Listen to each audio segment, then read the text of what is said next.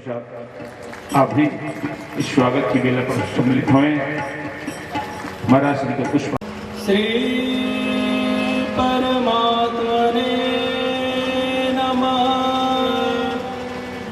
श्री राघवो विजयते। स्वादित चरण कमल चिन्म करंदाय तम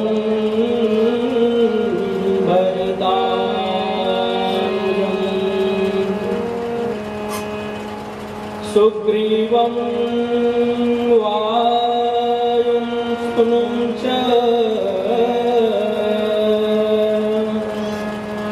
प्रणमामि पुनः पुनः। श्रीराम राम रघुनंदन राम राम। श्रीराम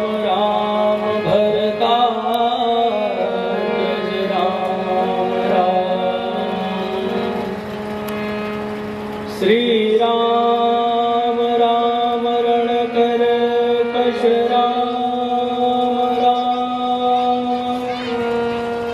श्री राम राम शरणं राम राम। आरामः कल्पवृक्षाणां विराम सकलापदाम् अभिरामस्त्रिलोकानां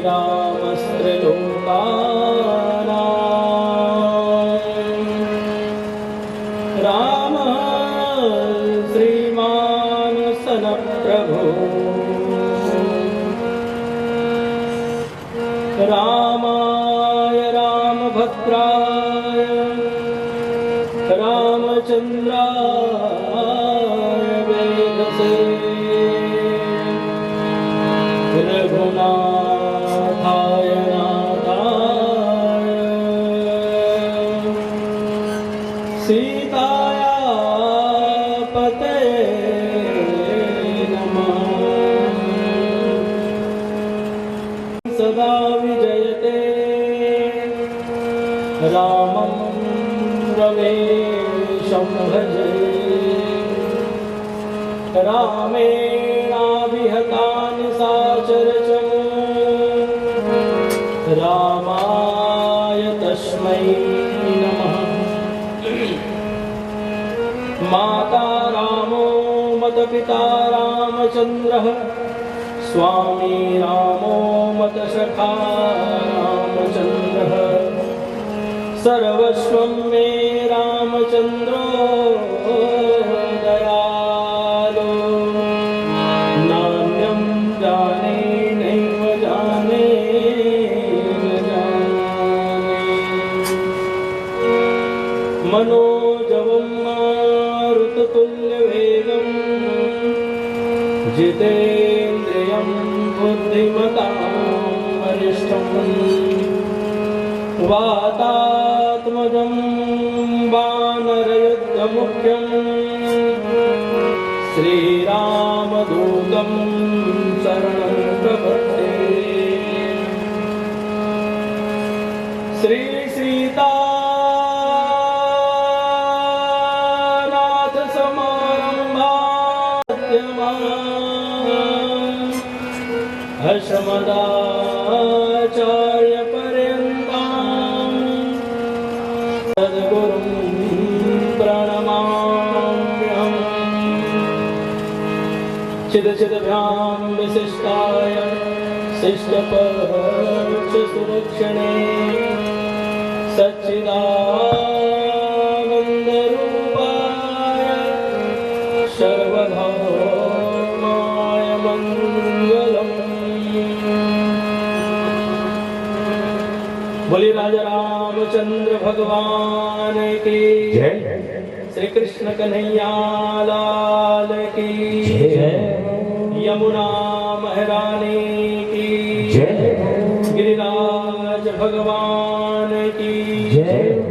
यज्ञेश्वर भुवनेश्वरी जगज्जननी गौ मैया की जय हो। ब्रज 84 कोस मंडल धाम की जय हो। तीर्थराज प्रयाग की जय हो। श्री वेणु माधव भगवान की जय हो। अक्षय वट की जय हो। श्री सद्गुरुदेव भगवान की जय हो। सब संतन की जय हो। सब भक्तन की जय। पार्वती हर महादेव। इस दिव्य पेंडरी ग्राम में आयोजित दिव्य श्री रामचरितमानस यज्ञ और वैसा ही दिव्य यह श्री रामचरितमानस की कथा, भगवान राम की कथा हम सब निरंतर श्रवण कर रहे हैं। हम कितने सौभाग्यशाली हैं। आप सभी इस विषय पर विचार करके देखिए। हम जब अभी आ रहे थे तो हमको लग रहा था कि ये पेंडरी ग्राम कहाँ पर होगा। जैसे हम नवगढ़ से आगे आए तो हम पूछने 2-4 जगह हम पूछे भी कि पेंडरी ग्राम कहाँ पर है। जैसे ही हम इस ग्राम में हमारा आगमन हुआ, जैसे ही हम देखे, हमको एक ऐसा एहसास होने लगा, या तो इस पेंडरी ग्राम में कुछ वर्ष पहले या तो कोई संत यहाँ विराजमान रहे होंगे, या आने वाले भविष्य में इस ग्राम में ऐसा कोई संत होंगे। उसी के प्रभाव से ये गांव का जो वातावरण है वो इतना सुहावनी प्रतीत हो रहा था, क्योंकि राम जी सबके हृदय में विराजमान है। इसीलिए तो ये प्रतिवर्ष अधिकतर, हम अभी चर्चा कर रहे थे वो घनश्याम भैया से, तो बता रहे थे कि सन 82 या 87 ऐसा कुछ वर्षों से यहाँ यज्ञ का संचालन होता है। प्रतिवर्ष करने का प्रयास होता है और होता भी है। तो ये कहीं न कहीं आप सबके हृदय में भगवान राम जो है साक्षात विराजमान है। इसीलिए ये कथा आयोजन आप लोग करते हैं। आप सबके हृदय में विराजमान मेरे श्री सीतारामचंद्र जी के चरणों में मैं दंडवत प्रणाम करता हूँ। बोलिए बाके बिहारी लाल की जय। भगवान की दिव्य मधुरमयी दिव्य अलौकिक अद्वितीय कथा है। मैं सभी कथा के आयोजकों को और देवतुल्य मेरे जो श्रोता हैं और मेरी माताएं, आप सबको व्यासपीठ से बहुत बहुत स्वागत, अभिनंदन। और आइए भगवान की दिव्य कथा में प्रवेश करें। उससे पहले मन और वाणी को पवित्र करने के लिए दिव्य भगवान नाम संकीर्तन करें। बोलिए श्री बाके बिहारी लाल की जय। श्री रामचंद्र भगवान की जय। आप सभी प्रेम से गाइएगा। मैं जैसे गा रहा हूँ आप सभी पीछे पीछे दोहराइएगा। सीताराम सीताराम सीताराम सीताराम सीताराम सीताराम सीताराम सीताराम राधे श्याम राधे श्याम राधे श्याम राधे श्याम राधे श्याम राधे श्याम राधे श्याम राधे श्याम सीताराम सीताराम सीताराम सीताराम सीताराम सीताराम सीताराम राधे श्याम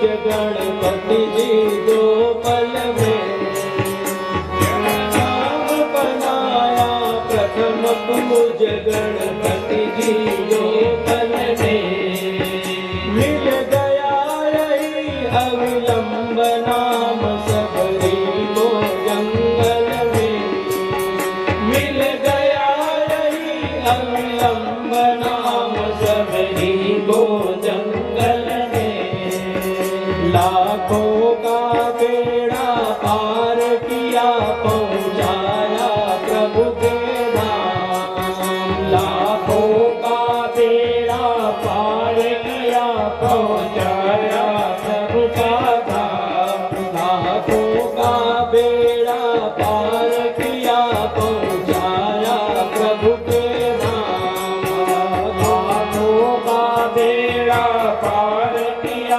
पहुंचाया प्रभु का धाम सीता राम सीता राम सीता राम सीता राम सीता राम सीता राम सीता राम सीता राम राधे श्याम राधे श्याम राधे श्याम राधे श्याम राधे श्याम राधे श्याम राधे श्याम राधे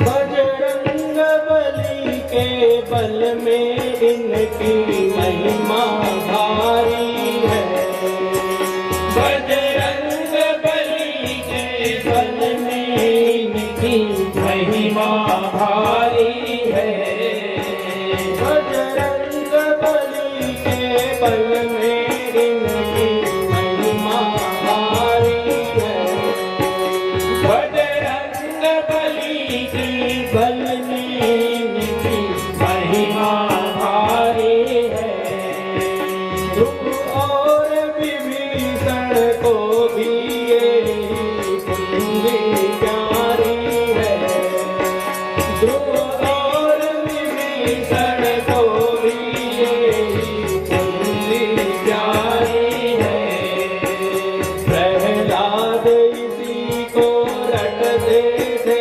निशिवासर आठोया प्रहलाद इसी को रटते थे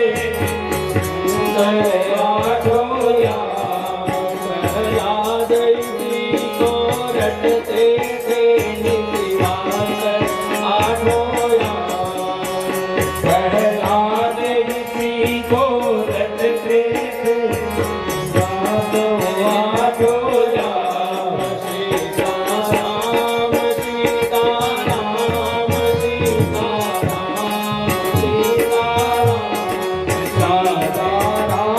सीता राम सीता राम सीता राम राधे श्याम राधे श्याम राधे श्याम राधे श्याम राधे श्याम राधे श्याम राधे श्याम राधे श्याम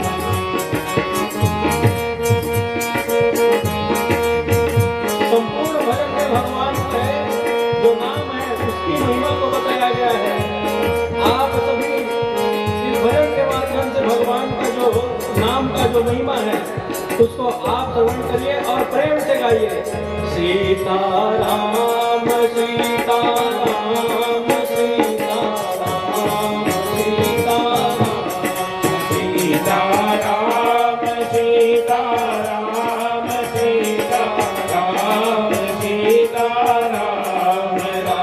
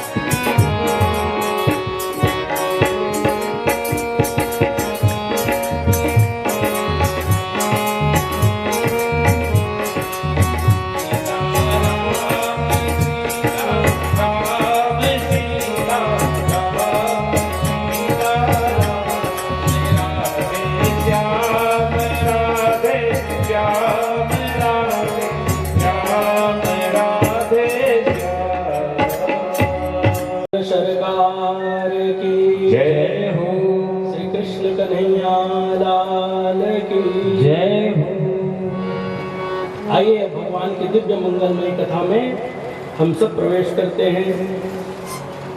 भगवान श्री राम,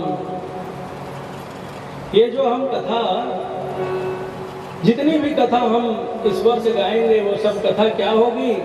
वो कथा रामोत्सव की होगी, क्योंकि भगवान 500 वर्ष के वनवास के पश्चात अपने दिव्य भवन में भगवान प्रवेश किए हैं। तो ये जितनी भी आयोजन है, जितने ये कथा हो रही है, ये सभी क्या है? रामोत्सव है। ऐसी रामोत्सव जो चल रही है वो निरंतर चलनी चाहिए। हम सब बड़े सौभाग्यशाली हैं जो भगवान के इस दिव्य कथा में हम सब आज विराजमान होकर के यह कथा सुन रहे हैं, क्योंकि भगवान के पास तो हम सबको जाना है।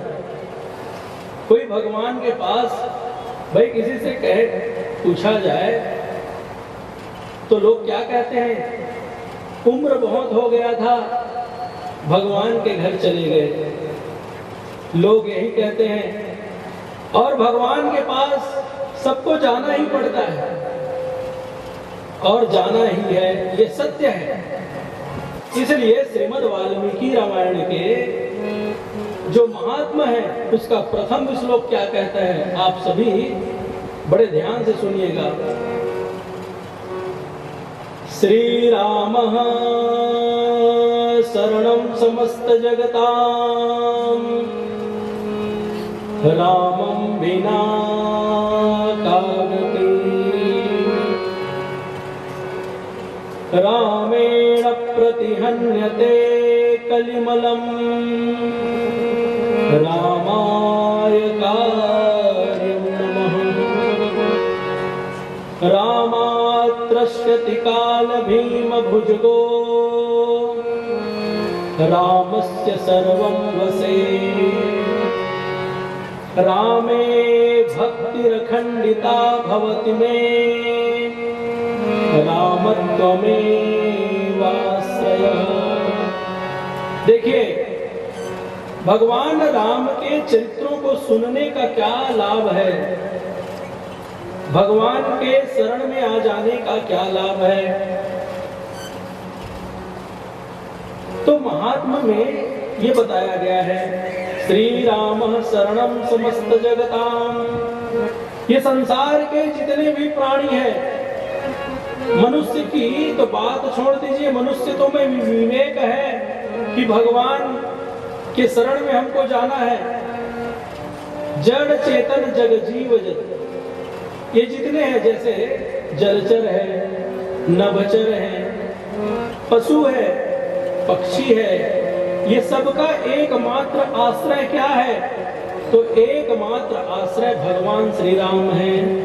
श्री राम शरणं समस्त जगतां, रामं विना का गति। भगवान राम के अलावा हमारी कोई दूसरी कोई गति भी नहीं है। देखिए, गति भी 3 प्रकार की होती है। गति का अर्थ होता है निरंतरता। गति की एक अर्थ होती है चलायमान, सक्रिय, और गति का एक अर्थ क्या है? गति जब हम करते हैं तो हमारा एक लक्ष्य होता है। क्या लक्ष्य होता है? कि हम कहीं जाने के लिए जब निकलते हैं तो हमारा लक्ष्य है कि हमको इस स्थान पर पहुंचना है। तो वैसे ही हमारी गति क्या है? तो स्कंद पुराण में बताया गया है, रामं विना का गति। राम के अलावा हमारी कोई दूसरी गति नहीं है। हमारा जो जीवन का जो सर्वत्र जो प्रयास है वो राम तक पहुंचने के लिए ही होना चाहिए। आप लोग का जो ये आयोजन है, ये आयोजन कितने लोगों के उद्धार का कारण बन रहा है। मैं आयोजकों को बार बार धन्यवाद इसीलिए दे रहा हूं क्योंकि ये जो कार्यक्रम, ये जो यज्ञ स्थल में जब मैं आया देख रहा था, कितने लोग परिक्रमा कर रहे थे, कितनों का उद्धार यहाँ सुनिश्चित हो रहा है।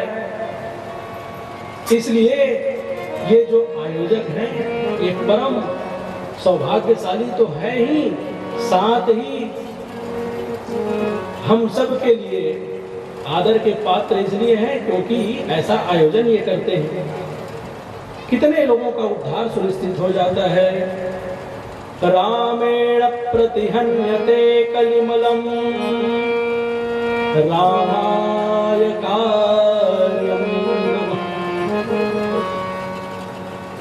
रामेण प्रतिहन्यते कलिमलम कहने का अर्थ है ये कलिमल ग्रसित जीव को, ये जो हम लोग कलिमल, कली का अर्थ होता है कलयुग और मल का अर्थ होता है कलयुग के दोष से ग्रसित।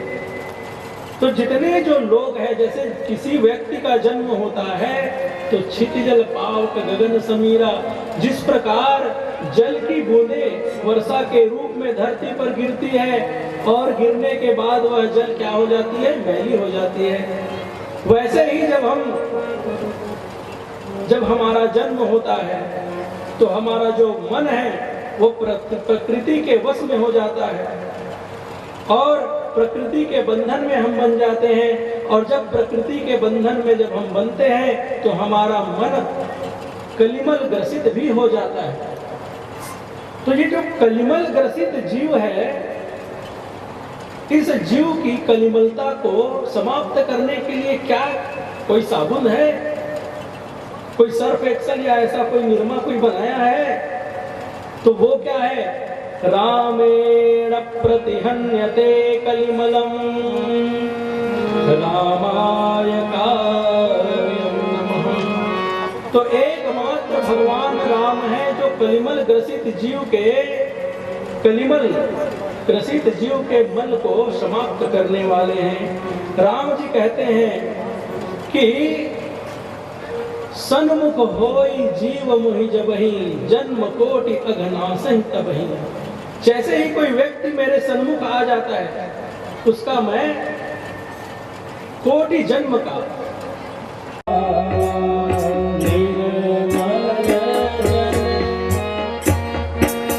निर्मल जन्म मुझे प्रिय लगते हैं, भगवान कहते हैं। तो इसलिए इस निर्मलता को प्राप्त करने के लिए हमें एकमात्र भगवान राम की शरण में जाना चाहिए। रामात्रस्यति काल भीम भुजगो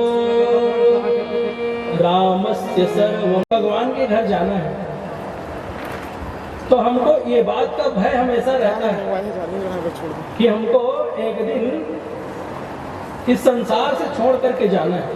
मोह माया से जब हम ग्रसित हो जाते हैं तो हम उस भय से भयभीत हो जाते हैं। इसलिए कहा जाता है रामात्रस्यति काल भीम भुजगो। काल रूपी भय के भयभीत जीव को हम सब काल की ग्रास बनने के लिए इस पृथ्वी लोक में आए हैं और उस काल रूपी भय के भयभीत जीव को निर्भयता देने वाला वो क्या है? वो भगवान का नाम है, वो भगवान का दर्शन है, वो साधु संतों का दर्शन है। ऐसे जब हम सत्कर्म करते हैं, यज्ञ करते हैं, अनुष्ठान करते हैं, साधु ब्राह्मणों का जब हमारे घर में आगमन हो जाता है तो उससे हमारी जो भय है वो समाप्त हो जाती है। आप सभी कभी विचार करिएगा, हमारे घर में सब कुछ होता है, धन है, संपत्ति है, वैभव है, पुत्र है, पौत्र है, ऐश्वर्य है, पद है, प्रतिष्ठा है, सब कुछ है। फिर भी हमारे मन में कुछ निराशा। आप अगर सत्कर्म में लगे हुए हैं तो आपके मन में ऐसा कभी आता होगा कि हमारे मन में कभी निराशा, ऐसा भय टाइप का कुछ लगता है, भय जैसा महसूस होता है। उसका कारण क्या है? उसका कारण यही है कि हमको कुछ भय होता है। वो भय क्यों होता है? क्योंकि संसार में जब हम जीव जन्म लेते हैं तो प्रकृति के बंधन में जब बनते हैं तो उससे हमें भय होता है और प्रेम अत्यधिक हो जाने के कारण हमारा जो मन है वो चिपक जाता है इस संसार में और हम छोड़कर नहीं जाना चाहते। परिणाम क्या होता है? हमें भय लगने लगता है, अरे हम अगर चले गए तो बच्चों का क्या होगा, पुत्र पौत्र का क्या होगा? तो कहने का अर्थ है अगर हम भगवान की शरण में जाए तो रामस्य सर्वम से, भगवान राम के वश में सब कुछ है। भगवान राम के वश में सब कुछ है। तो एक भक्त कहता है कि भगवान राम के वश में सब कुछ है तो हमें क्या करना चाहिए?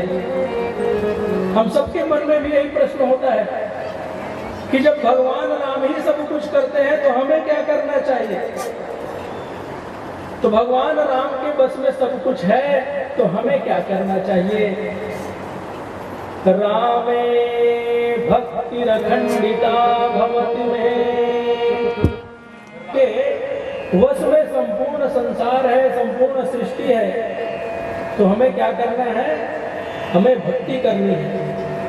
क्योंकि देखिए हम सबके सामने यह प्रश्न भी होता है कि क्या हम भक्ति करेंगे तभी भगवान हम पर कृपा करेंगे? क्या हम भगवान को कुछ निवेदित करेंगे तभी क्या भगवान हम पर कृपा करेंगे? भगवान तो सबके माता है, पिता है। तो क्या माता पिता को कोई बालक कुछ प्रदान करता है तभी क्या भक्त वो माता पिता अपने पुत्र से प्रेम करते हैं? ये हमारे मन में कभी कभी ये आता है बात। लेकिन देखिए भगवान कौन है? जगत के माता और पिता है। जो बालक का तोतली बाता, सुनत मुदित मन पितु और माता। बालक जो भी कह देता है प्रार्थना स्वरूप भगवान उसको स्वीकार कर लेते हैं। जो निवेदित कर देते हैं भगवान उसको पा लेते हैं। लेकिन जब ये सृष्टि, संपूर्ण सृष्टि राम के वश में है तो हमें क्या करना चाहिए? तो हमको भक्ति इसीलिए करनी चाहिए क्योंकि भगवान हमको मानव बना करके भेजा है। क्योंकि मानव का जो शरीर है वो मानव के शरीर में हमको विवेक प्राप्त हुआ है। संपूर्ण सृष्टि में आप देखेंगे तो जो हम अपने जीवन में जो कार्य करते हैं, है ना, पेट भरना, उदर पूर्ति करना, वंश वृद्धि करना, तो ये एक मनुष्य भी करते हैं और एक पशु भी करते हैं। लेकिन इसमें अंतर क्या है? इसमें एक अंतर है विवेक का। विवेक हम सबको भगवान ने प्रदान किया है और उस विवेक को प्राप्त करके अगर हम भगवान का भजन नहीं करें, भगवान का स्मरण नहीं करें, भगवान का पूजन न करें तो ये मनुष्य जीवन में जन्म लेना बेकार है। इसलिए हमें निरंतर भगवान की सेवा में संलग्न रहना चाहिए। ऐसा भगवान राम के वाल्मीकि रामायण के जो महात्मा की कथा है इसमें प्रथम श्लोक में आपको सुनाया। अब मैं आपको बताता हूं कि राम कथा सुनने का लाभ क्या होता है। राम कथा सुनने का लाभ क्या है? ब्राह्मण को क्या लाभ होगा, वैश्य को क्या लाभ होगा, क्षत्रिय को क्या लाभ होगा। ब्राह्मण, क्षत्रिय, वैश्य और जो चतुर्ण वर्ण के जो व्यक्ति है उसके लिए श्रीमद् वाल्मीकि रामायण में, अभी श्रीमद् वाल्मीकि रामायण का अध्ययन हमारे गुरु जी हमको अभी करा रहे हैं।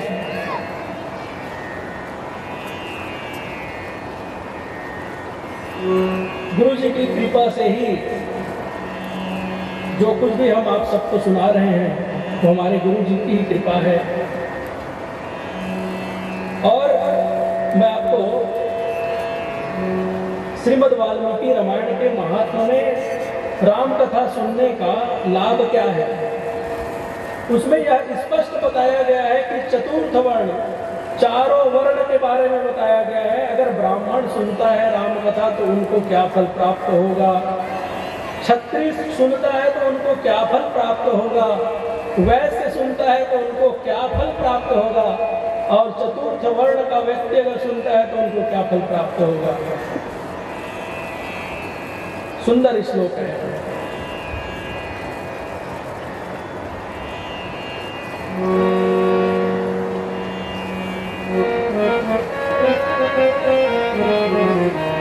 ब्राह्मण अगर सुनता है,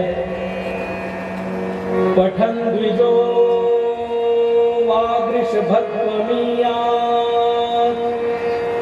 स्यात् क्षत्रियो भूमिपतित्वमीयात् वणिज्जनः पुण्यफलत्वमीयात् जनश्च शूद्रोऽपि महत्त्वमीयात् पठन द्विजो वागृषभत्वमीयात्। अगर कोई ब्राह्मण रामचरितमानस को पढ़ता है और सुनता है, रामचरितमानस की कथा का गान करता है, तो पठन द्विजो वागृषभत्वमीयात्, उसकी वाणी सिद्ध हो जाती है, मीठा बोलने लगता है। रामचरितमानस की तो यही महिमा है। काक हो बकहु मयाला, जो काक है वो जो कौवा है वो कैसे बोलता है, कर्कश शब्द बोलता है। तो कहने का अर्थ है, और ब्राह्मण तो स्वयं ही उनकी वाणी में सरस्वती विराजमान होती है। ब्राह्मण इस सृष्टि का क्या है, संसार का सुर कहा गया है, देवता है। जिस गांव में, जिस घर में, जिस राष्ट्र में ब्राह्मण का सम्मान होता है, उस घर में साक्षात मेरे राम जी निवास करते हैं। और ये जो ब्राह्मण जब पढ़ते हैं तो उनकी जो वाणी है वो सिद्ध हो जाती है। पठन द्विजो वागृषभत्वमीयात् स्यात् क्षत्रियो भूमिपतित्वमीयात्। ये जो क्षत्रिय है, वो क्षत्रिय जब राम कथा को सुनता है, पढ़ता है, राम कथा को जब गाते हैं, तो वो क्षत्रिय है, वो क्या हो जाता है, भूमिपतित्व हो जाता है। वो संपूर्ण सृष्टि में राजा के समान उनकी पूजा होने लगती है। उनमें एक नेतृत्व क्षमता उसमें जागृत हो जाती है और बड़े बड़े कार्यों का नेतृत्व करता है, भूमिपतित्व हो जाता है, बड़े भूखंड उसको प्राप्त हो जाता है। वणिज्जनः पुण्यफलत्वमीयात्। और जो वैश्य है, वो वैश्य क्या करता है, अपने व्यापार में बहुत उन्नति करता है। जो वैश्य है वो अपने व्यापार में इतनी उन्नति करता है कि उन्नति के शिखर पर चला जाता है। ये है राम कथा सुनने की महिमा। जनश्च शूद्रोऽपि महत्त्वमीयात्। और जो चतुर्थ वर्ण का जो व्यक्ति है, चतुर्थ वर्ण का व्यक्ति वो समाज में प्रतिष्ठा को प्राप्त करता है। गोस्वामी तुलसीदास जी के बारे में जब हम पढ़ रहे थे, में जो लिखा गया है, जिसको हम पढ़ रहे हैं, इसका प्रमाण हमको इसमें मिलता है।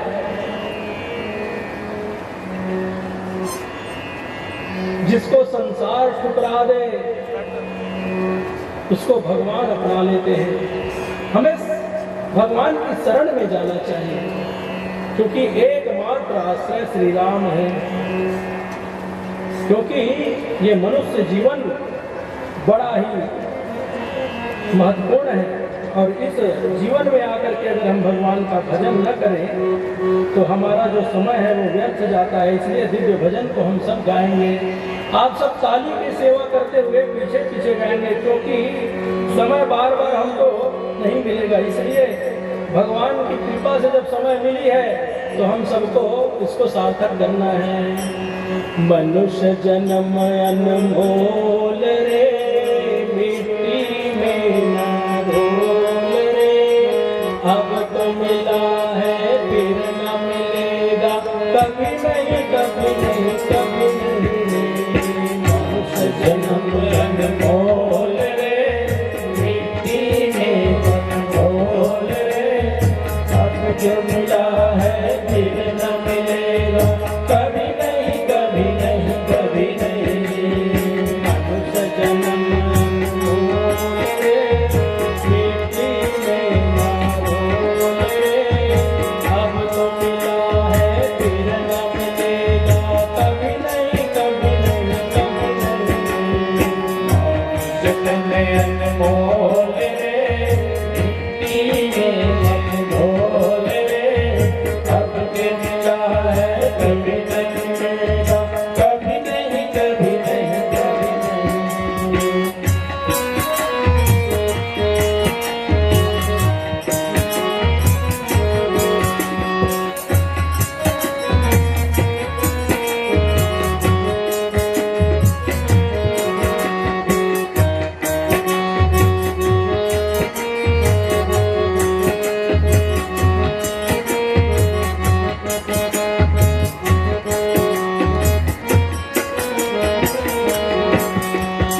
तू सत्संग में जाया कर, गीत प्रभु के गाया कर। तू सत्संग में जाया कर, गीत प्रभु के गाया कर। प्रभु दर्शन का लाभ उठाकर जीवन सफल बनाया कर। प्रभु दर्शन का लाभ उठाकर जीवन सफल बनाया कर। नहीं लगता कुछ मोल रे, मिट्टी में ना रोल रे, अब तो मिला है फिर न मिलेगा कभी नहीं कभी नहीं कभी नहीं। जन्म अनमोल रे, मिट्टी में अनमोल रे, अब के मिला है फिर न मिलेगा कभी नहीं कभी नहीं कभी नहीं।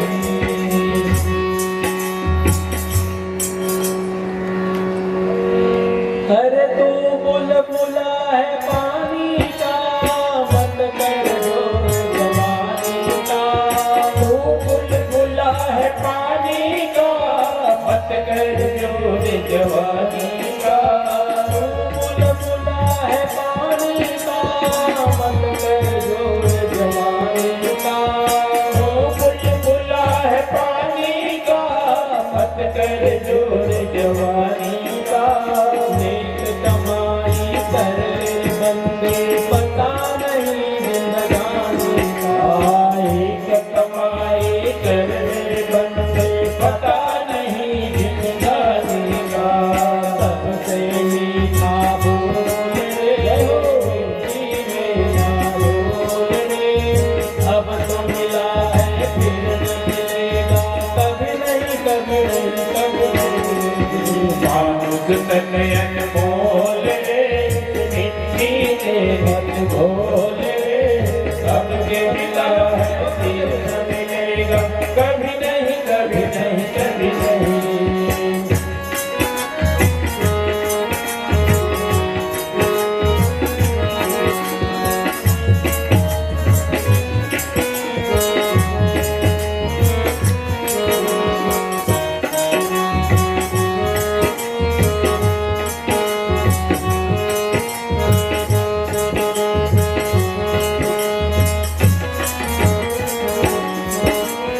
सबसे मीठा बोल रे,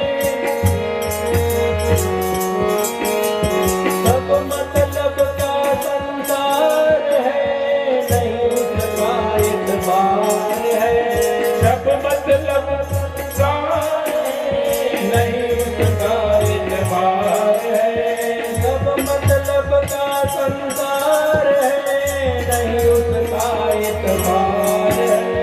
मतलब का संसार है, नहीं का एतबार है।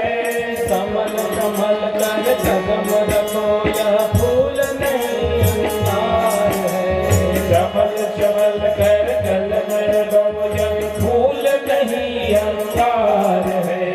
मन की आंखें खोल रे, मिट्टी में ना रो अब तो मिला है फिर न मिलेगा कभी नहीं कभी नहीं। मानुष तन बोल रे तू मिट्टी में मत बोल रे, अब जो मिला है फिर न मिलेगा कभी नहीं कभी नहीं कभी नहीं। देखिए ये जो जीवन है वो अनमोल जीवन है। जब ये अनमोल जीवन हमको प्राप्त हो गया है तो हमको क्या करना है? भगवान के चरणों की ओर हम अपनी जो दृष्टि है, जो हमारा मन है उसको मोड़ दें। जब सदगुरुदेव की ओर अपने चरणों को, अपने शीश को, हमारा जो शीश है उसको गुरु जी के चरणों में समर्पित कर दें। अपने चरण को, गुरु जी के चरण को अपने मस्तक पर हम पधरा लें, हो जाएगा। यही इस भजन के माध्यम से कहा जा रहा है। श्री सदगुरु सिर मोड़ रे ज्ञान का भंडार है। श्री सद्गुरु मोड़ रे ज्ञान का भंडार है। जो कोई तेरे शरण में आए उसका बेड़ा पार है। जो कोई तेरे शरण में आए उसका बेड़ा पार है। ज्ञान है अनमोल रे मिट्टी में ना रोल रे। अब तो मिला है फिर न मिलेगा कभी नहीं कभी नहीं कभी नहीं। अनमोल है मिट्टी में मत घोल रे। अब जो मिला है फिर न मिलेगा कभी नहीं कभी नहीं कभी नहीं। घोल रे मिट्टी में मत घोल रे। अब जो मिला है फिर न मिलेगा कभी नहीं कभी नहीं कभी नहीं। क्योंकि ये जो हमारा जीवन है इसमें संपूर्ण जीवन में हम देखेंगे कि राम जी का जो चरित्र है, वो जो चरित्र हम सब सुनते हैं तो हमारा धन्य हो जाता है। हमारा जो जीवन है वो धन्य हो जाता है। क्योंकि एक राम तापसतीय तारी, नाम को निखल कुमति सुधारी। भगवान राम जब इस धराधाम पर थे, भगवान राम तो वैसे 10 वर्ष सहस्राणी 10 वर्ष शतानि च रामो राज्यमुपासित्वा ब्रह्मलोकम प्रविश्यति। भगवान राम 11,000 वर्ष तक इस धराधाम पर राज्य किया। संपूर्ण चरित्रों को करके भगवान ने अपने लोक साकेत वास करने के लिए यहाँ से पधारे। तो हम भक्तों के लिए क्या, रामचरितमानस तो है ही है, लेकिन भगवान का जो नाम है, नाम की महिमा में ये कहते हैं कि एक राम तापसतीय तारी, नाम को निखल कुमति सुधारी। भगवान राम जब इस धराधाम पर थे तो एक गौतम की नारी अहिल्या का उद्धार भगवान ने किया, लेकिन वही भगवान का जो नाम है, वो नाम को निखल कुमति सुधारी। अरे करोड़ों कुमति के मन को सुमति में बदल दिया। ये भगवान के नाम का प्रभाव है। और इतना ही नहीं, भगवान राम की महिमा और कितनी है, आगे सुनिए। प्रथम पूज्य देवता कौन है? भगवान गणेश। गोस्वामी जी लिखते हैं, महिमा जासु जान गन राऊ, प्रथम पूजियत नाम प्रभाव। ये भगवान की महिमा। प्रथम पूज्य भगवान गणेश बन गए। ये भगवान के नाम की महिमा है।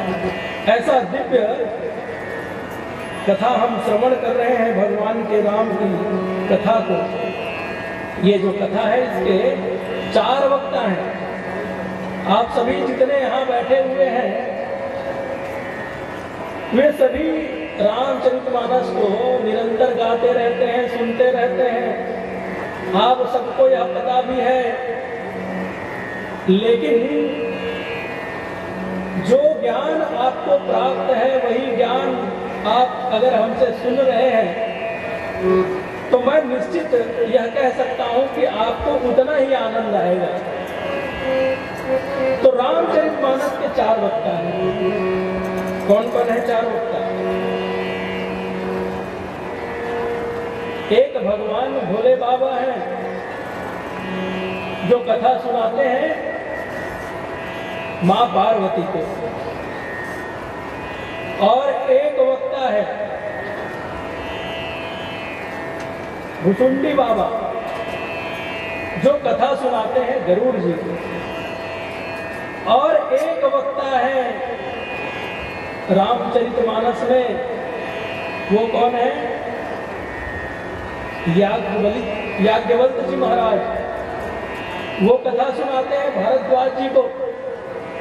तो भारद्वाज जी कौन है? भरद्वाज मुनि बसहि प्रयागा, तिनहि राम पद यति अनुरागा, तापस श्रम दम दया निधान, परमार्थ पथ परम सुजान।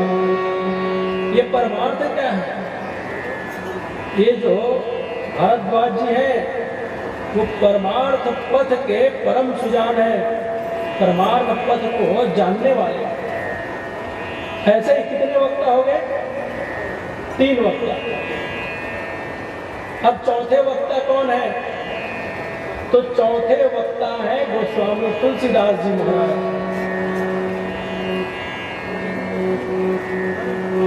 गोस्वामी तुलसीदास जी महाराज की जो ये कथा है, रामचरित्र की जो कथा है, ये गोस्वामी तुलसीदास जी चौथे वक्ता है जो हम सबको उनके प्रसाद के रूप में हम सबको निरंतर प्राप्त होते रहता है। इनका गान गोस्वामी जी ही निरंतर करते हैं। हम भले व्यासपीठ पर बैठ करके हम शरीर मात्र बैठे हैं, लेकिन गोस्वामी जी ही बोल रहे हैं। बोले गोस्वामी तुलसीदास जी महाराज की जय। रच महेश निज मानस राखा, पाय सुसमय शिवासन भाखा। इसको रचा किसने? तो भोले बाबा ने स्वयं रचा, और इसका निरंतर गान भोले बाबा करते हैं। आप सभी जानते हैं कि राम कथा में भोले बाबा का भगवान राम के प्रति प्रेम कैसा है, क्योंकि जितना प्रेम भगवान राम शिव से करते हैं उतना प्रेम शिव जी भी भगवान राम से करते हैं। आप सभी ने भी पिछले दिनों में आपने सुना होगा सती चरित्र में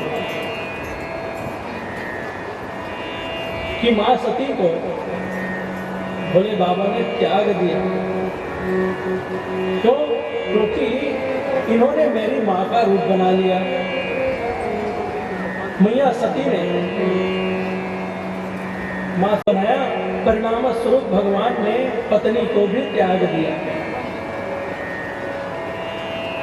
अभी पिछली कथा में हमने श्री शिव महापुराण की कथा में हमने सुनाई थी। ये जो सती जी हैं, इनका जब विवाह भगवान शंकर के साथ तय हुआ तो भगवान शिव ने ब्रह्मा जी से कहा था कि अगर मेरी जो अर्धांगिनी है या अर्धांगिनी होगी, वो अगर मेरे इष्ट से मैं जितना प्रेम करता हूं उतना ही प्रेम करने वाली अगर मुझे कोई पत्नी मिले, तब मैं उनसे विवाह करूंगा, उनसे मैं अपनी पत्नी के रूप में वर्ण करूंगा। और अगर वो जो पत्नी है वो अगर कहीं पर भी लेश मात्र मेरे इष्ट के प्रेम में कमी दिखाई पड़ी तो मैं उनका त्याग भी कर दूंगा। मैं बिना पत्नी के भी रह सकता हूँ। भगवान राम ने कहा, देखिए भगवान शिव ने कहा कि मैं पत्नी का भी त्याग कर दूंगा। किसके लिए? राम के लिए। और सच मानिए माताओं बंधुओं, अगर हमारा जो पति है वो राम का प्रेमी नहीं है तो हमारे कोई काम का नहीं है, और हमारी पत्नी अगर राम का प्रेमी नहीं है तो वो भी हमारे कोई काम का नहीं है। इसीलिए कहते हैं ना, जो राम के नहीं वो कोई काम के नहीं है। इसलिए देखिए अपने चरित्र के माध्यम से भोले बाबा ने उस आचरण को करके दिखाया। संसार में जो हमारे संबंध है, पति का, पत्नी का, पुत्र का, गुरु का, शिष्य का, ये संपूर्ण जो संबंध है, रिश्ते हैं, नाते हैं, ये क्या है? ये हमारा कर्तव्य है। लेकिन इसके अलावा भगवान राम को ही प्राप्त कर लेना, भगवान राम के चरण में हमारी प्रीति हो जाना, इससे बड़ा और कोई कार्य संसार का है ही नहीं। राम जी के प्रति हमारा प्रेम बढ़े, राम जी के प्रति हमारा सहज श्रद्धा बढ़ते रहे निरंतर। इसके लिए हमें ये जो आयोजन है, यज्ञ का आयोजन, कथा का आयोजन, ये सब निरंतर करते रहना चाहिए। इसलिए आपको निमित्त भगवान बना रहे हैं, लेकिन आप निमित्त बन रहे हैं, ये आपकी सौभाग्यशालिता है। साथ ही कितने लोगों को उद्धार के मार्ग में आप प्रशस्त कर रहे हैं। इसलिए निरंतर हमें भगवान के चरणों में प्रीति बढ़े, ऐसा कार्य को हमें करना चाहिए और निरंतर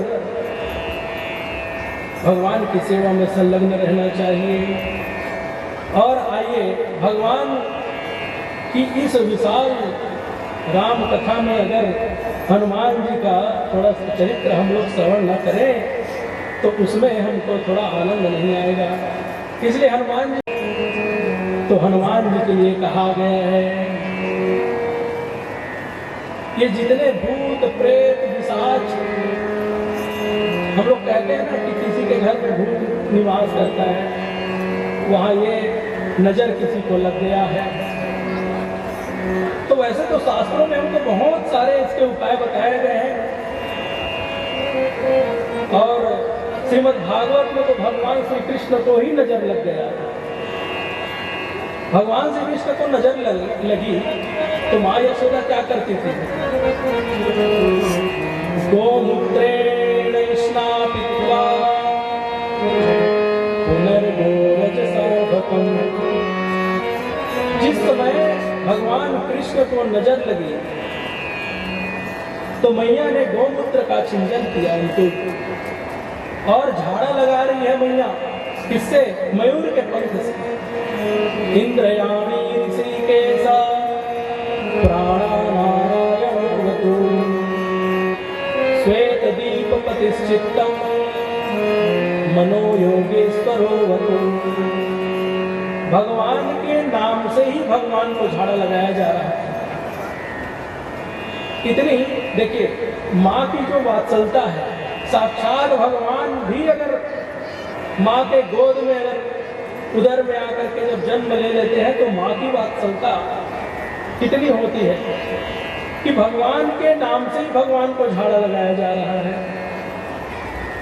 वैसे ही भूत पिशाच निकट नहीं आवे, महावीर जब नाम सुनावे, नासय रोग हरे सब पीरा, जपत निरंतर हनुमत वीरा। तो हम लोग क्यों क्यों नहीं जपेंगे भगवान?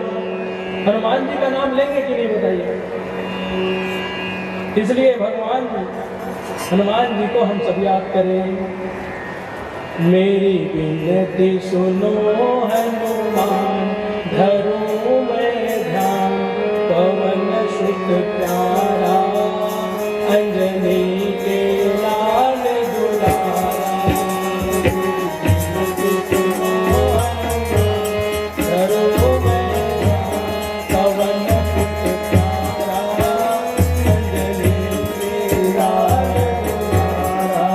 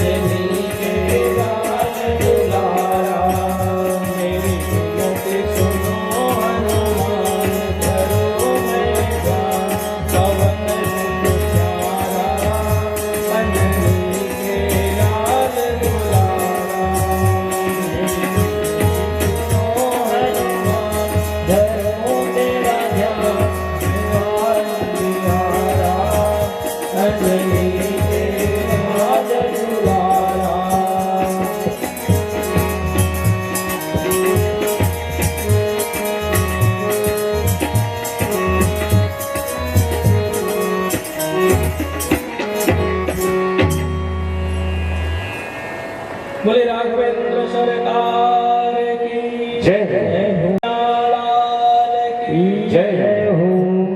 जो आनंद सिंधु सुख राशि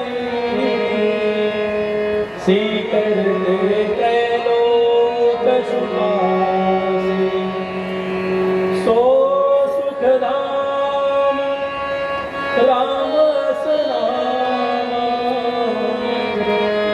अखिल लोकदायक विस्तार। भगवान राम कौन है? ये संपूर्ण सृष्टि में आनंद देने वाले हैं। भगवान कृष्ण कौन है? सच्चिदानंद रूपाय विश्वोत्पत्त्यादि हेतवे तापत्रय विनाशाय श्री कृष्णाय वयं नमः। भगवान जो श्री कृष्ण है वो तीन ताप के हरण करने वाले हैं। और भगवान राम वो भी तीन ताप, दैहिक दैविक भौतिक आपा राम राज काहू नहीं व्यापा। भगवान राम भी तीनों ताप का हरण करने वाले हैं। दोनों ही आनंद के राशि हैं, दोनों ही आनंद स्वरूप है। आप सभी को अगर पूछा जाए कि जो आनंद है उस आनंद का परिमाप क्या है, तो आप बता नहीं पाएंगे कि आनंद का परिमाप क्या है। क्योंकि आप किसी को जो गन्ने का बना हुआ जो रस है और जो गुड़ जो होता है, गन्ने से क्या बनता है? गुड़। उस गुड़ को आपको खिला दिया जाए, इतना बड़ा, थोड़ा सा बड़ा साइज, कोई अगर उससे ज्यादा खा सके तो बड़ा ही खा ले, कोई बात नहीं। लेकिन उस गुड़ को खा लेने के बाद अगर आपसे कोई पूछा जाए कि वो जो गुड़ है वो आपको कितना मीठा लगा, तो आप ये नहीं बता पाएंगे कि कितना मीठा लगा। आपसे अगर पूछा जाएगा कि भाई गुड़ कितना मीठा लगा, तो आप कहेंगे कि मीठा लगा। ठीक है, मीठा लगा, लेकिन कितना मीठा लगा? तो मीठा जो लगेगा आपको, उसका जो परिमाप है आप उसको बता नहीं सकते। वैसे ही भगवान राम जो आनंद सिंधु सुख राशि सीकर दे त्रैलोक सुखासि सो सुख धाम राम स्नान अखिल लोकदायक विश्राम। वो आनंद का राशि, आनंद गंध भगवान जो संपूर्ण संसार को आनंद देने वाले हैं। और कितना आनंद देंगे? तो सिंधु का अर्थ होता है समुद्र, और समुद्र में रहने वाले जो कण हैं उस कण को आप गिन सकते हैं क्या? समुद्र में कितने कण हैं आप गिन सकते हैं? छोटा सा जो गांव का जो बावली है, कुआं है, उसके जो कण रज है उसको आप गिन नहीं सकते। लेकिन भगवान तो आनंद के सिंधु है, समुद्र है, सागर है। हमारे सागर है ना, प्रशांत महासागर, हिंद महासागर। लेकिन भगवान ये जो सागर हैं ये भी छोटे ही पड़ते हैं, क्योंकि वो आनंद सुख राशि के एक कण से अनेकों ब्रह्मांड निर्मित हो जाते हैं। इसलिए तो गाते हैं ना, ब्रह्मांड निकाया निर्मित माया रोम रोम प्रतिवेद कहे मम उरसोवासी यह उपहासी सुनत धीर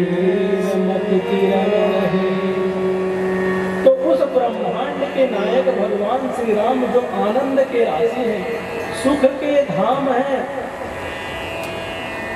ऐसे राम के चरित्र को जब हम श्रवण करते हैं तो हमारा मन निर्मल होता है, और निर्मल मन में ही भगवान रघुनाथ की कृपा होती है। संपूर्ण सृष्टि में जो निर्मल मन जो व्यक्ति है वो कहते हैं कि मुझे बड़े प्रिय है, भगवान कहते हैं। क्योंकि ये जो कथा है उसमें सहजता से लोग आते नहीं। इस कथा में कौन आता है?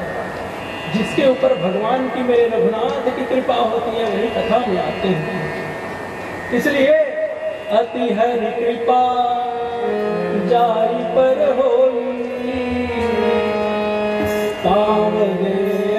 मार्ग सोई। इस मार्ग में कौन आते हैं? जिनके ऊपर भगवान की कृपा होती है। और शास्त्रों में तो यहाँ तक वर्णन है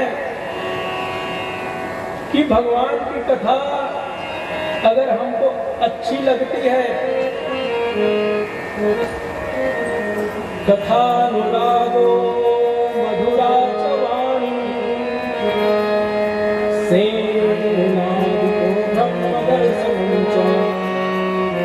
अगर हमारी जो वाणी है वो मीठी है। देखिए, एक व्यक्ति, आप लोग देखे होंगे घर में, परिवार में, समाज में, वो व्यक्ति जब बोलता है तो लोग कहते हैं अरे चुप बैठो यार, बहुत बोलते हो तुम। लेकिन एक व्यक्ति ऐसा होता है जो बोलता है तो सभी सुनते हैं। क्यों? क्योंकि उसकी वाणी मीठी लगती है। जैसे आप लोग देखे होंगे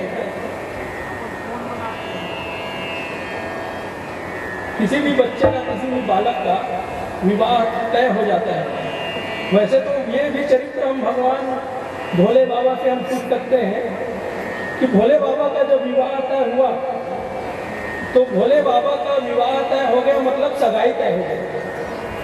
अब सगाई तय हो जाती है तो भगवान क्या करते हैं? भगवान भोले बाबा क्या करते हैं और हम लोग क्या करते हैं मनुष्य जीवन में? इसको अभी थोड़ा सा हम लोग समझेंगे। भोले बाबा का जब विवाह तय हुआ माँ पार्वती के साथ, भगवान राम क्या करते हैं? भगवान भोले बाबा क्या करते हैं? तुम पुनि राम राम दिन राती, सागर जपऊं अनंग राती।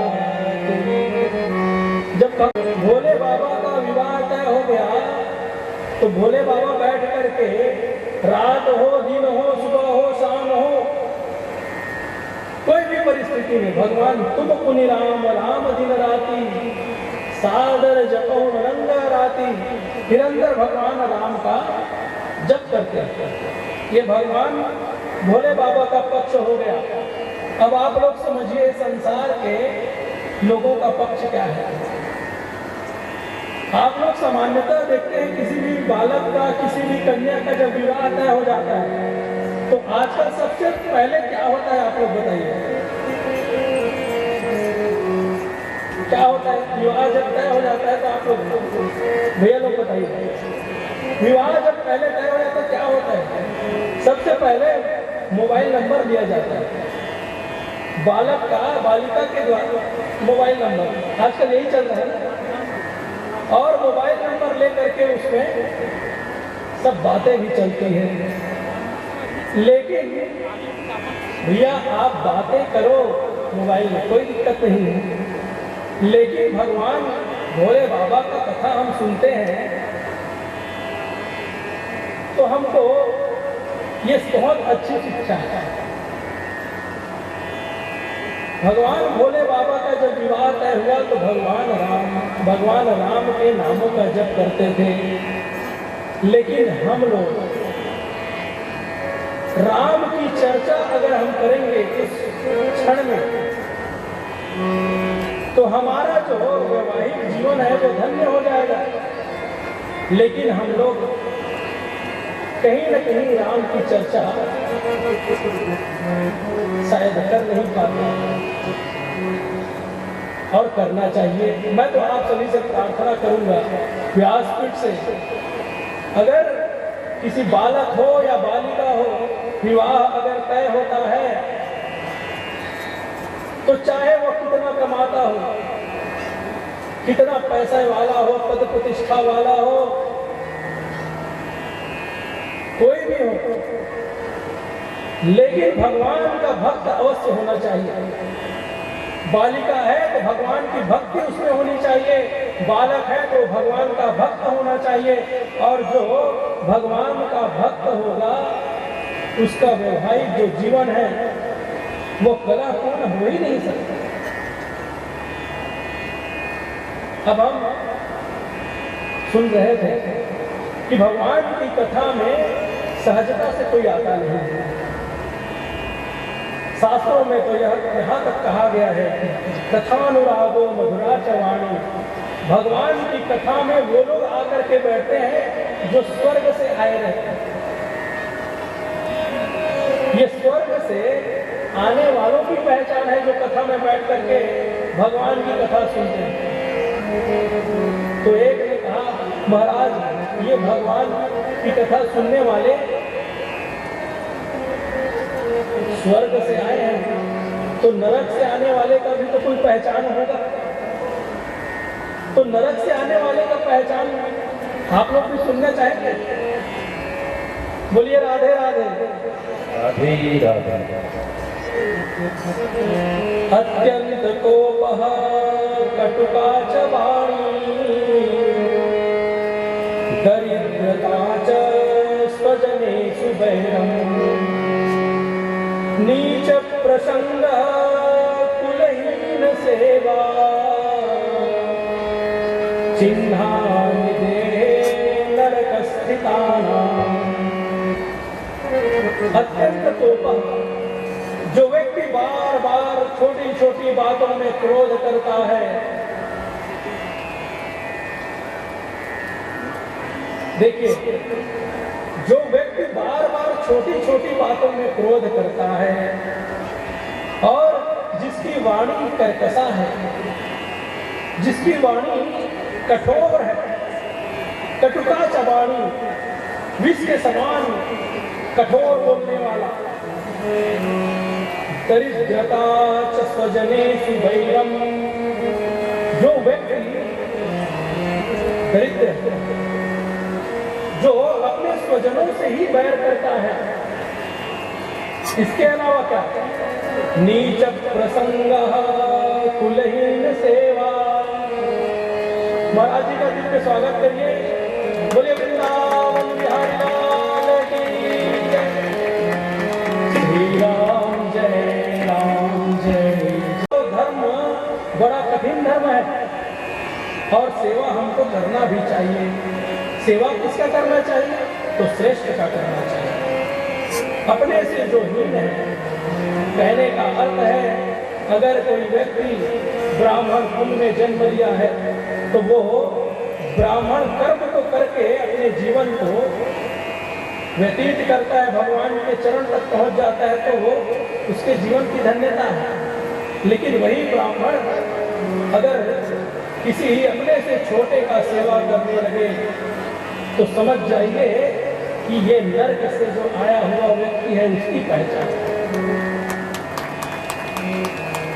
अब मैं आपको स्वर्ग से जो व्यक्ति आते हैं उसका जो 4 लाइन श्लोक है उसको पूरा करो।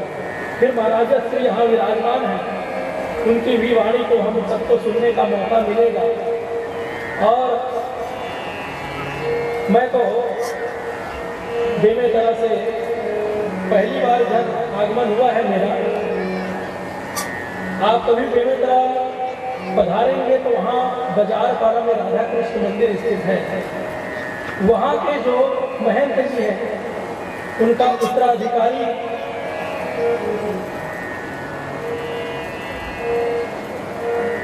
दास वहाँ का उत्तराधिकारी नियुक्त है।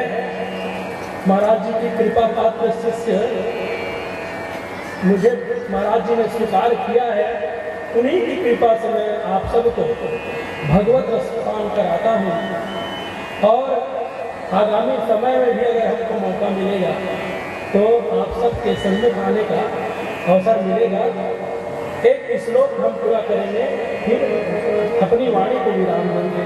बोलिए बाके बिहारी लाल की जय हो। जो स्वर्ग से आया हुआ जो व्यक्ति है उसका पहचान क्या है? मुखम प्रसन्नम विमला च दृष्टम कथानुरागो मधुरा च वाणी स्नेहोधिकः समप्रभत्त दर्शनम सदा अनुरक्तस्य जनस्य लक्ष्यम। जिसका मुख प्रसन्न है, आप देखते होंगे अगर किसी को हम जैसे देखते हैं तो ऐसा लगता है कि आज इनके मुख कमल को देख करके हमारा जो दिन है, दिनचर्या है, दिन भर का जो थकान है वो हमारा समाप्त हो गया। तो समझ जाइए कि वो व्यक्ति स्वर्ग से आया, भगवान का बहुत निकट है वो व्यक्ति। जिसके दृष्टि मात्र से हमारा मन निर्मल हो जाए, ऐसा व्यक्ति अगर हमें दिखाई पड़े तो समझ जाइए कि वो स्वर्ग से आया है। कथानुरागो मधुरा च वाणी, जो भगवान की कथा के प्रति निरंतर प्रेम रखने वाला हो, जो भगवान की कथा को निरंतर सुनने वाला हो। हम लोग 2-4 कथा कहते हैं या सुन लेते हैं तो यही लगता है कि अब क्या किसी का सुने, लेकिन महाराज श्री यहाँ विराजमान है, इतने बड़े वक्ता है, फिर भी छोटे से दास की कथा बैठ करके सुन रहे हैं। ये क्या है? यही तो कथा अनुरागो मधुरा च वाणी। ये यहाँ हम लोग शास्त्र में जो पढ़ते हैं वो हमारे जीवन में, आचरण में दिखाई पड़ता है। इसके लिए हम सबको अध्ययन भी करना चाहिए और सुनना भी चाहिए। सदा अनुरक्तस्य, देखिए हमारे जीवन में जो मैं पहले ही कहा कि हमारे जीवन में अनेकों संबंध हैं, लेकिन उस संबंध को निभाते हुए विरक्तस्य, जैसे कोई संत अपने कुटिया में रहता है, वैसे ही अगर कोई व्यक्ति अपने घर में सभी जो उनके बाल हैं, बच्चे हैं, बाल गोपाल हैं, पुत्र पौत्र हैं, सुख समृद्धि से सब संपन्न है, लेकिन उसके बाद भी बहू रसोई घर में रसोई का काम कर रही है, बालक उसका कोई जो व्यापार है उसमें लगा हुआ है, और जो बुढ़िया और बूढ़े हैं घर में जो, वो क्या कर रहे हैं? राम नाम की माला जप कर रहे हैं। अगर बैठ करके जो काम है उसको बहू को करने दीजिए, जो काम है वो बालक को करने दीजिए। आप अगर 60 के हो गए तो भगवान के हो गए। आप माला लेकर के भगवान की कथा को सुनिए, भगवान के नाम को गाइए, आपका जीवन धन्य हो जाएगा। स्वर्ग से तो आप आए ही हैं, स्वर्ग में ही आप जाएंगे। बोलिए वृंदावन बिहारी लाल की जय। एक बार भगवान नाम संकीर्तन करेंगे, फिर अपनी वाणी को विराम देंगे। श्री राम जय राम, जय जय राम। श्री राम जय राम, जय जय राम। श्री राम जय राम, जय जय राम। श्री राम जय राम, जय जय राम। श्री राम जय राम, जय जय राम। श्री राम जय राम, जय जय राम। श्री राम जय राम, जय जय राम। श्री राम जय राम, जय जय राम। श्री राम जय राम, जय जय राम। श्री राम जय राम, जय जय राम। श्री राम जय राम, जय जय राम। श्री राम जय राम, जय जय राम। श्री राम जय राम, जय जय राम।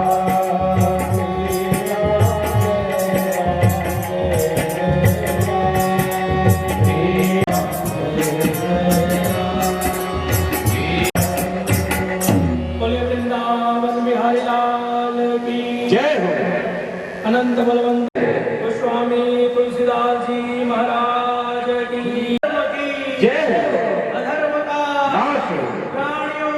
सुखाना विश्व का कल्याण हो।